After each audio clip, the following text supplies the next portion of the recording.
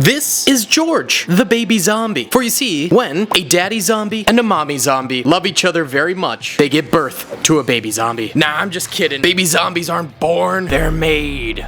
This is Craig, a United States Marine, and he was stationed at home when the zombie apocalypse hit Lego City. It all started when this scientist, Dr. Schlieffen, did some bad experiments, creating an unstoppable zombie virus in the process. But if you want that story, go over to DaleyBricks. Today, we're going through the life of a Lego zombie, starting with when they're human, like Craig here. If you guys enjoyed the video, hit the like button, subscribe, and comment down below, and there will be a giveaway at the end. Let's get into it. Craig and his fellow soldiers were out patrolling the city's streets when the zombie apocalypse first began. They saw horrifying things. Men mutilated beyond comprehension, others being torn apart by zombies, and even some having their plastic melted in fires like this police car fire. But Craig and the boys thought it was all good. They had weapons, the city was being bombed, it wasn't a big deal, until they started getting picked off. One by one, the zombies bit into all of them, and now it was Craig's turn to be ironically eaten by one of his comrades. And thusly, Craig woke up zombified. He had cravings immediately. He needed to eat. His stomach felt as though it was empty. At first, Craig tried to satiate this hunger by raiding a local bar. However, he only found a few measly items. An apple, which tasted so rancid, he couldn't even eat it. And some salmon, which just didn't taste quite right to the man. He knew his body was undergoing changes, but there was a gnawing urge at him. And then he knew what it was. Looking out the windows of the bar, he saw a survivor sneaking around the back alleyways. Craig decided to slowly follow. His limbs simply didn't move as fast as they used to, but he knew one thing. He wanted a taste of that survivor. But when Craig finally made it to the streets outside, he noticed that the survivor was already surrounded by zombies. Wielding the spear, the survivor went to work, and Craig watched on as all of the zombies died around him. Clearly, this survivor was extremely skilled, slaughtering zombies left and right with ease. He would not be easy to take down, and Craig knew that. Just watching the kung fu in action, he knew he was not going to be able to handle it. So despite the gnawing, painful hunger in his stomach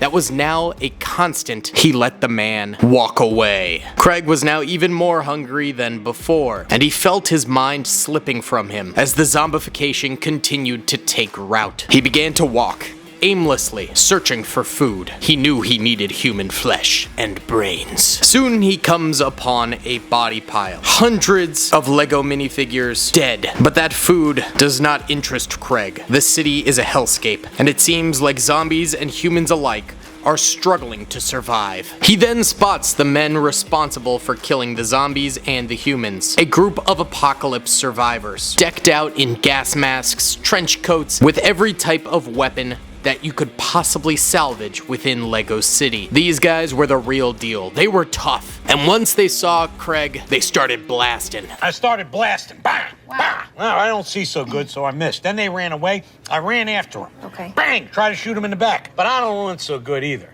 Anyway, one of their shots takes Craig's arm clean off. He doesn't feel a thing. His zombie limbs have gone completely numb, but he quickly turns and runs from the survivors. They do not follow. They're here outside of this abandoned building, defending it and all of the loot that they've stashed up inside over the past few weeks. One single zombie is not worth their time to go after. Craig continues to wander the streets, now with one less arm and even more starving than before. He's feeling his mind slipping from him. Then he notices something. A group of zombies are feasting on the body of a dead man he must have recently passed. Craig attempts to approach in order to get some of the meat, but the zombies turn and growl at him. It's clear they will rip Craig apart if he tries to approach. But lucky for Craig, one of the man's legs has been torn clean off. Craig is able to sit and eat a meal for the first time in days now. It satiates his hunger, but it's just not enough food. He needs more. Soon, Craig hears a noise. Gunshots. A small group of US Army survivors are currently fighting off a horde of zombies. They're picking them off one by one.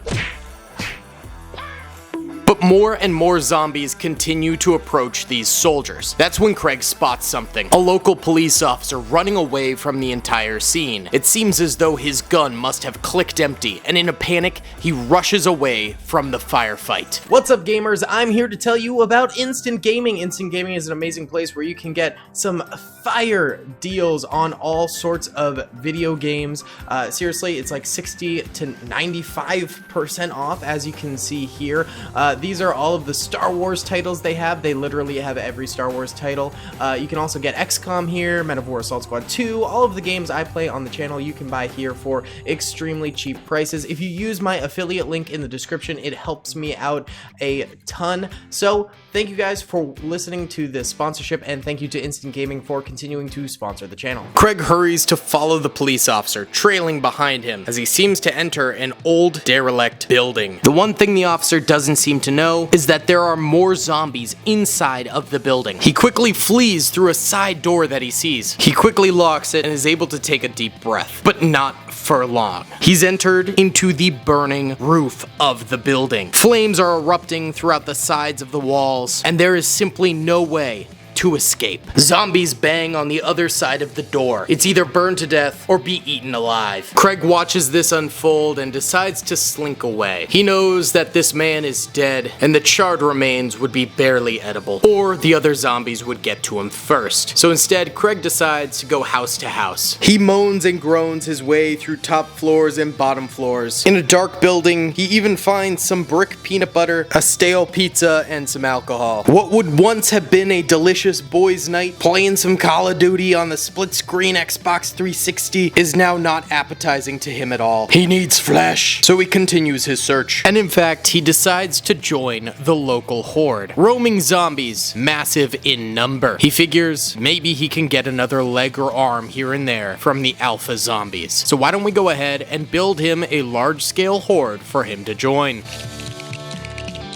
And there we have it. Craig has joined a zombie horde. He is amongst fellow military zombies who were zombified, businessman zombies, civilian zombies, race car driver zombies, construction worker zombies, hazmat suit zombies, baby zombies, police officer zombies, and many, many more zombies who move together throughout the city streets of Lego City as a horde. And one day, they come across a helicopter in the city streets. It's got soldiers protecting what appears to be a scientist about to board the chopper. The zombies quickly surround the chopper, looking for some fresh meat to get their teeth into. But the humans quickly board the chopper, with the scientists safely stowed away. They're about to take off when Craig is mere feet from being able to jump onto the soldier who is distracted by the other zombies, taking a bite out of him and preventing the chopper from taking off by distracting the horde and giving them time to climb aboard. But as he's about to jump, a survivor comes out of nowhere, wielding a bloody kitchen knife. He swings it at Craig, and Craig quickly loses one of his zombified legs, laying him out on the ground. The other zombies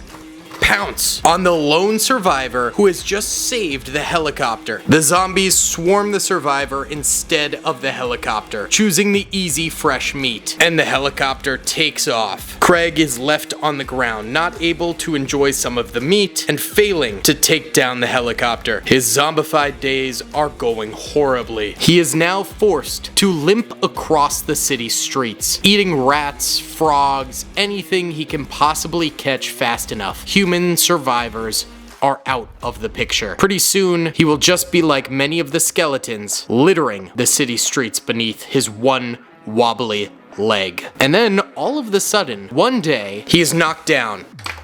The Giga Chad spear survivor has knocked Craig off of his feet. He is then dragged away by the lone survivor. He finds himself then trapped inside of a metal cage. His hunger unsatiated, all he can do is beat upon the bars, wailing for human flesh. Suddenly, the scientist from the helicopter appears before Craig the zombie's cage. This is Dr.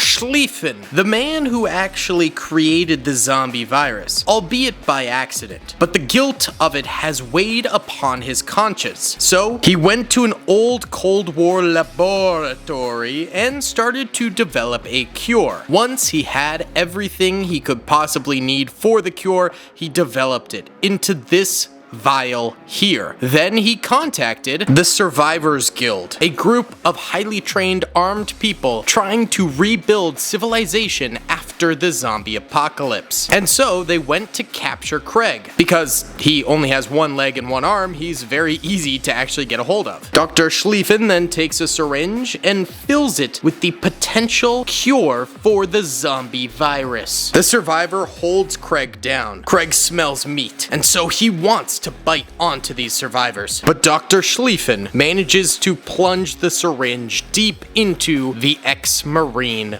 zombie. And then they wait. 24 hours later. After an excruciating night of writhing in pain, Craig is back to his old self. He's been cured of the zombie virus and no longer craves flesh. However, he, of course, is not going to be able to regrow his arm nor his leg, so that's just kind of an L for my man. But at the very least, he can join the survivors in their new quest to go and reverse the zombie apocalypse. They join up with some of the survivor guilds in the local town, making it far easier to trap and convert the zombie hordes that still roam the streets of Lego City in the Lego City apocalypse. This was the life of a Lego zombie. I hope you guys enjoyed this video. It's a different type of video than we normally do on the Daily Studs channel, but I thought it was kind of fun. Now for the giveaway. I'm going to be giving away this crazy looking police woman zombie with gas mask equipped. If you guys want to enter in to win this giveaway, all you have to do is hit the like button, subscribe with notifications turned on, and comment down below, what would you do during the zombie apocalypse? Also, if you want to see the origin story of the Lego City zombie apocalypse and this bombed out shell of a Lego City landscape mock that we have going on here, go check it out over on DaleyBricks, my other channel. Thank you guys so much for watching. I hope you enjoyed. I'll see y'all in the next one. Peace.